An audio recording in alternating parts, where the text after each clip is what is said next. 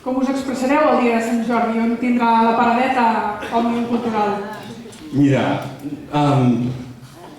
hi ha una qüestió que jo porto uns quants anys i abans havia l'Oriol Lledó de president i abans en Carles Amat i Òmnium sabeu que som una gent molt tranquil·la, som com el país, un país normal, no volem que ens toquin, o volem que aspirem a ser un país normal, que no volem que ens toquin massa els nassos, però a vegades ens toquen molt. I no ho fem massa això, però recordant allò que la prudència no ens faci traïdors, no? De tant en tant ens toca alçar la veu. I aquest Sant Jordi l'alçarem, i l'alçarem i us convidem a que ens acompanyeu a alçar-la. No ens deixen estar Francesc Layret, no ens deixen ser Francesc Layret, doncs serem a Francesc Layret. I serem tot el dia allà, a més. I pot semblar que és una tonteria, que la Francesc Layret, no?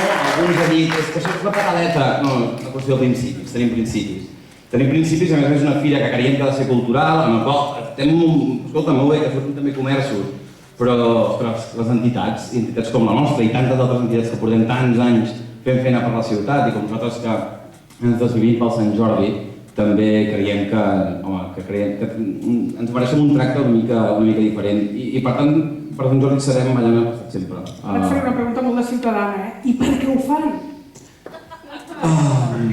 Doncs mira, jo crec perquè deia l'Ovidi Molló, hi ha gent a qui no li agrada que es pensi, s'escrigui i es parli en català, no? És la mateixa gent a qui no li agrada que es pensi, s'escrigui i es defensa, no li ve la cita. Però és això, no? Em sembla que tenen por els llibres, tenen por a pensar i tenen por a que puguem decidir. Hi ha una cosa que és claríssima. El 23 d'abril, per Sant Jordi, nosaltres, farem amb vosaltres, serem a Francesc Layret. I el 9 de novembre, a Badalona també, sortirem a votar. Sortirem amb aquestes urnes, amb les que faci falta, i votarem.